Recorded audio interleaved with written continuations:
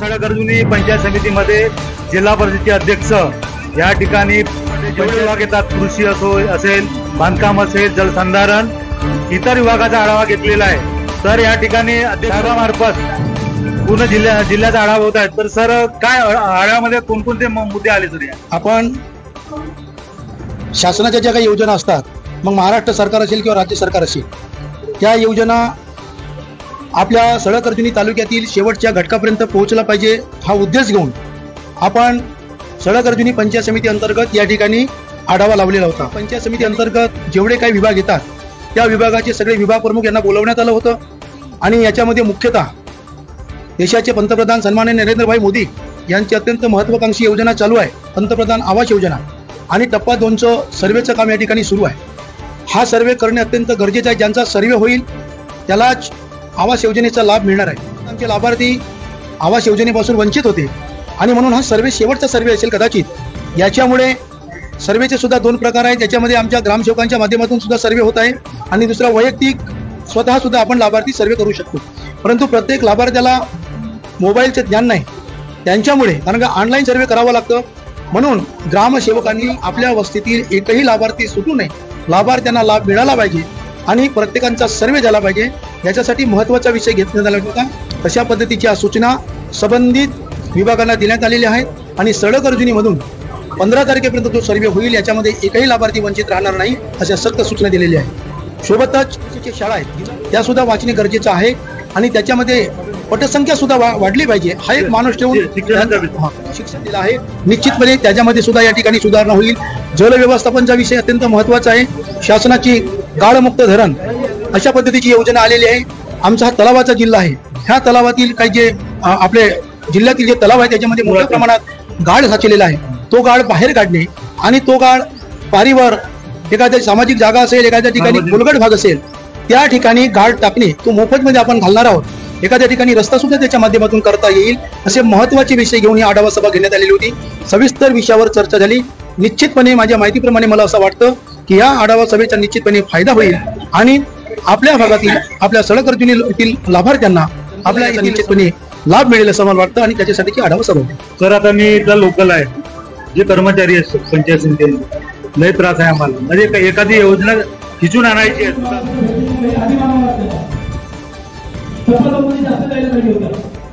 आता परमिशन कोण बनतील, जेव्हा 450 कोण बनून राहील आपल्या जिल्ह्यात, 450 पैकी बाकी सडकर्जुनीला 25 टक्केवारी पाहा किती होऊन राहिली। टप्पा 3 दोष काढून राहिलो मी। टप्पा 3च्या कधी टप्पा 2 तरी सुरू झाला, टप्पा 2च्या बोर्डाला सुरू झाला। बाबा सर्वे आहे, कोणती गाडी कधी ते माहिती तुम्हाला, मी काय सांगत आहे तुम्हाला, म्हणून तुमच्या गाडी सुरू झाली देवरीमध्ये फोन करायला 15 दिवस लागतील, कारण की शेतकरी लोक असतात। शेतकरी आता नक्की पैशाला सरकारच्या पैशाला भेटतात तर नक्की ती सरळ बोलतोय, आमच्या पैशाला ते भेटतात 6 महिन्याच्या नंतर। भोगवाल्याला नक्कीवाल्याला कोण गाडी देतात, आम्हाला किती मिळेल तिथं सगळं कधी नाही आहे।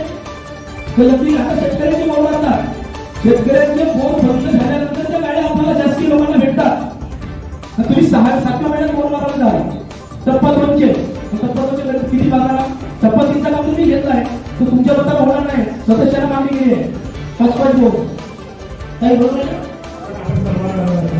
तुम्ही सदस्याला फोन केले होते याच्या आधी कधी झालं होतं सर? पहिल्यांदा आहे, सगळ्या सदस्याला फोन केले होते, सभापतीला फोन केले होते। सभापती पण पंचायत समिती पूर्ण पंचायत समितीमध्ये फिरत असते, असं सामान्य आहे। सभापतीला 10 असा का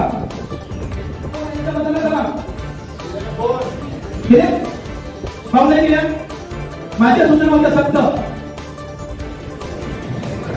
पाणी टंचाई होईल असेल पुन्हा तुम्हाला साधं काम का करणार किती पायबाजी करताय नाही तो विषय एकट्या 25 बोरिंगची मागणी केलेली आहे, भोगामध्ये एकही बोरिंग यांनी टाकलेली नाही। आम्ही जर मागणी केल्या मला भोगामध्ये 2000 याचं फोन भेटत नाही तर मला माहिती आहे जिल्ह्याला 450 आदेश केला आहे, कारण 10% हा निधी राखीव असतो प्रत्येक ग्रामपंचायतचा, पण ते योग्य उपाय त्या ठिकाणी होत नाही, फक्त साहित्य खरेदीमध्ये तो उपाय होत नाही। तर आपण जिल्हा परिषदेच्या मार्फत काहीतरी तरतूद करावी आणि संपूर्ण कोणत्या जिल्ह्यामध्ये लाईट म्हणजे इलेक्ट्रिक म्हणजे इलेक्ट्रिक टीव्ही झाले पाहिजे अशी व्यवस्था आपण लाभार्थी धडक सिंचनमध्ये विहीर घेतलेली आहे.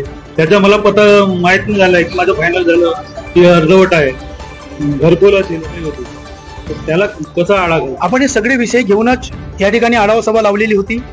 आमच्या प्रत्येक लाभार्थ्यांना कोणत्याही प्रकारचा त्रास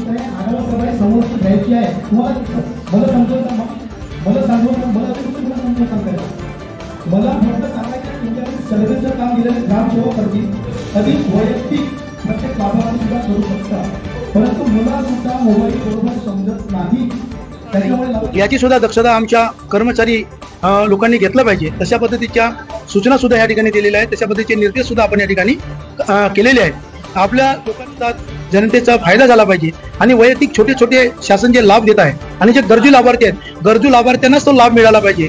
जसा गुरांचा गोटा एमआरजीच्या माध्यमातून आपण या ठिकाणी देत आहोत, तो लाभ देणं गरजेचं आहे. आणि या ज्या छोट्या मोठ्या योजना त्या निश्चितपणे त्याचा लाभ मिळेल. त्या संबंधित विभागाला निर्देश दिलेले आहेत. आणि जे काही वैयक्तिक लाभाच्या योजना ज्यांना मिळाल्या नाही, काही ज्या अडचणी असतील, तर आपण मला प्रत्यक्षरित्या भेटावं किंवा जे आमच्या पंचायत समितीचे सन्माननीय सदस्य असतील, सभापती असतील, आमचे जिल्हा परिषदेचे सदस्य असतील, यांना भेटून ते निश्चितपणे मार्ग काढू. परंतु माझ्या माहितीप्रमाणे समन्वयाच्या माध्यमातून कर्मचारी लोक सुद्धा एक चांगल्या पद्धतीची भावना घेऊन या ठिकाणी काम भविष्यभाऊ म्हटले. सर, आढावामध्ये काय किती टक्के तुम्हाला समाधान, काय बोला? आज सडकर्जुनी या ठिकाणी जिल्ह्याचे अध्यक्ष सन्माननीय लायक्रम मिडारकर येथील सभापती पाणी मिळावं म्हणून लोकांनी ही जी व्यवसाय सहन केलेली आहे, पण प्रत्येक कुटुंबाला पाणी बहुतांशी 2-4 गाव सोडले तर 10 गावाला पाणी मिळेल याची कुठेतरी मला शंका होत आहे. करिता आजच्या आढावा सभेचा विषय प्रोसिडिंगला येऊ द्या आणि सभापती विभागीय जे कर्मचारी आहेत त्यांना एक सूचना द्या, जेणेकरून तो मार्ग हा मोकळा व्हायला पाहिजे अशी अपेक्षा करतो. वडगायची उपसभापती महोदय, पंचायत समितीचे सदस्य, जिल्ह्याचे पदाधिकारी यांच्या उपस्थितीमध्ये आढावा बैठक घेण्यात आली. आढावा बैठकमध्ये विविध विषयावर चर्चा करण्यात आली. आरोग्याचा विषय असेल, पाणी पुरवठ्याचा असेल, ग्रामीण जे रोजगार हमीचे कामं असतील किंवा जलयुक्त शिवाराची कामं असतील, मृद जलसंधारणाची कामं असतील आणि अशा विविध विकासावर, एज्युकेशनवर मुख्यत्व अध्यक्ष महोदयांनी जास्त भर दिली. त्याचप्रमाणे 17/2024 खाजगी शाळा आणि कांडून एकूण 115 विद्यार्थी जिल्हा परिषद शाळेत आलेले आहेत. राज्यामध्ये पहिली फक्त 7वी एक आपली जगतची बाजू आहे. 115 विद्यार्थी खाजगी शाळेत जिल्हा परिषदेमध्ये दाखल झाले. त्याचप्रमाणे 17-25-26 मध्ये पहिल्या वर्गात दाखल पात्र विद्यार्थी आहेत 1,319, पण प्रत्यक्ष 978 विद्यार्थी गुढीपाडवी विद्यार्थी आणि गुढीपाडव्याला होतात 1,319 विद्यार्थी हे प्रवेश पात्र आहेत. त्यापैकी गुढीपाडव्याला 978 विद्यार्थी झाले आणि आता प्रवेश प्रक्रिया सुरू आहे. पुन्हा समोर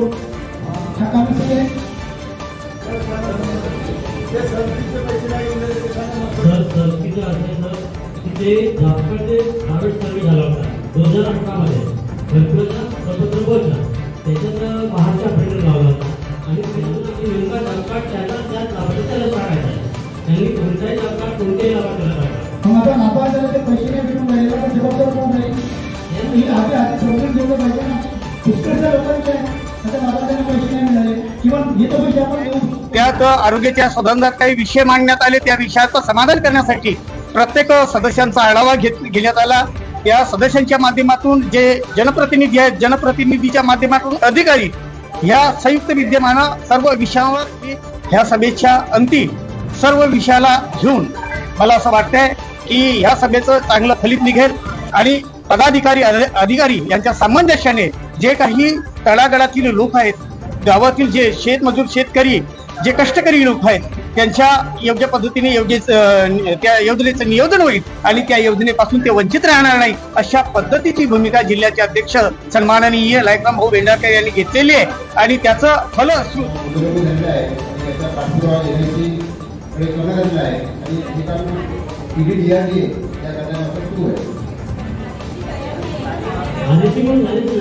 सर्वे जेव्हा झाला 2017-18 त्या सर्वेमध्ये ते काय सांगत आहेत आपली जबाबदारी म्हणत आहेत. आपण काय केलं पाहिजे? कोणाची जबाबदारी सांगा ना. आता माझ्या लक्षात नव्हतं तुमच्याकडे, पण आमच्या अधिकारी तुम्ही आणि सगळी याची जबाबदारी तुमच्याच आहे. मला माहित नाही, हा विषय तुम्ही मला 8 दिवसामध्ये पूर्ण करून द्या, कारण की मोठ्या प्रमाणात जे घरकुलच्या लाभार्थी ते विद्यमान तुम्ही समजून घेतो. छोटे छोटे डॉक्टर साहेब नियम कधीपासून मला माहिती आहे. त्याच्या आधी होता का किती ग्रामसेवकांनी आणि किती डॉक्टरांनी तुमचे दाखले माहिती आहे का? मी नवीन लोक मी त्याचा लाभार्थी आहोत. हो मला तुम्ही या ठिकाणी नियम सांगा, हा नियम आताच आहे. परंतु तुमचे जे दाखले आहेत त्याआधी गेलेले आहेत आणि साधा एवढं मेंटल दाखल केला पाहिजे. हा विषय लावून गेले तुम्ही सबंधित तुम्ही डॉक्टर नेणार, तुम्ही त्या तिथल्या संबंधित डॉक्टरला सांगा आणि दाखला देऊ तुम्हाला सांगितलं काय विषय आहे. छोट्या छोट्या विषय दाखला द्या सर. दाखला भेटून जाईल. ठीक आहे. नाही तर मग तुम्ही 3 वर्षाची आधी मागेल तुम्ही दाखला दिलेला नाही ते तुम्ही सुद्धा मी त्याला बोलावं लागेल, तुम्हाला बोलावं लागेल. तुम्ही जबाबदारी नंतर मला दिली पाहिजे डॉक्टर साहेब सर. कारण का मी माझ्या घरी प्रत्यक्ष पोस्टाला माणूस आहे त्याच्यामुळे मला अनुभव आहे. तर त्यांना दाखला देऊन ते विषय पूर्ण. ठीक आहे. तर तुम्ही प्रत्येक ठिकाणी जर कायदा घ्याल बरोबर, काही ठिकाणी घ्या काही ठिकाणी नाहीतर ज्यांच्या घरी जनावर आहे त्यांच्या घरी गुरांचे मोठे बनले आहेत, ज्यांच्या घरी जनावर आहे त्यांना तुम्ही दाखला मागताय. हे वस्तुस्थिती आहे. असं होतं का नाही? बरोबर आहे ना? ज्यांच्या घरी जनावर त्यांच्या घरी बनले आहेत मला पण माहित आहे. सर्वसामान्य जनतेला मिळेल अशी अपेक्षा करतो. सर सभापती आहेत चेतन भाऊ, काय बोलाल सर? आपलं आमच्या भागातले आज जिल्हा परिषदेचे अध्यक्ष सन्माननीय लायकराम भेंडरकर यांनी आपल्या सडक पंचायत समितीची आढावा सभा आयोजित केली. संपूर्ण यांना बोलावलं आणि त्यांच्या मार्फत ज्या विविध योजना आहेत त्यांचा रीतसर आढावा घेऊन जे गोरगरीब लोक आहेत, जे अनेक दिवसापासून काही लाभापासून वंचित आहेत, त्यांच्यावर विशेषतः भर देण्यात आला. आणि आपला तलावाचा जिल्हा असल्यामुळे आपल्या गोंदिया जिल्ह्यातील गाळयुक्त शिवार ही जी योजना नुकतीच राबवण्यात येत आहे त्याच्याविषयी पण निर्देश देण्यात आलेले आहेत की जे आपले तलाव आहेत त्यांना किंवा कार्ड जो निघेल तो शेतकऱ्यांना तो मागेल त्याला देण्यात यावा अशा पद्धतीचे पण निर्देश देण्यात आले. आणि विशेषतः जी पंतप्रधान आवास योजना टप्पा 2 याचा जो सर्व्हे सुरू आहे तो अगदी संत गतीने सुरू आहे.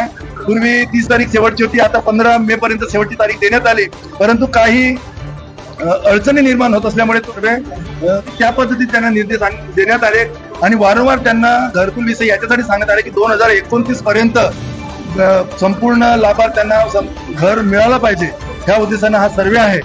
सगळ्यांना सांगण्यात आलं की कोणत्याही योजनेमध्ये जरी नाव समाविष्ट असला परंतु तो मंजूर नसेल अशा सगळ्या योजनेत समाविष्ट असणाऱ्यांचं नाव पंतप्रधान आवास योजना टप्पा 2 मध्ये समाविष्ट करण्यात यावा. विशेषतः दुसरा जी पंतप्रधान नरेंद्र मोदी यांची जी योजना आहे हर घर नल नल से जल, त्यांना पण एक घरापर्यंत पाणी कशा पद्धतीने पोहोचेल त्या योजनेला प्रभावीपणे राबवण्यात यावं अशा पद्धतीचा निर्देश देण्यात आला. असे होते आमचे पंचायत समितीचे सभापती चेतन, जिल्हा परिषदेचे अध्यक्ष लायकरामजी भेंडारकर आणि जिल्हा परिषद सदस्य भूमिकर. मी 24 भारत धनंजय चव्हाण गोंदिया. आणि पहिलीच सभा आपल्याला अरेंज करायची संधी मिळाली त्याबद्दल मी अध्यक्ष महोदयांचे धन्यवाद मानतो. आणि आदरणीय अध्यक्ष महोदय, आमच्या तालुक्याची थोडक्यात पार्श्वभूमी मी इथं थोडक्यात सांगतो. आमच्या पंचायत समिती सडक अर्जुनीची स्थापना 14 मार्च 1997 रोजी झालेली आहे. आमच्या पंचायत समिती क्षेत्रफळ 55,461.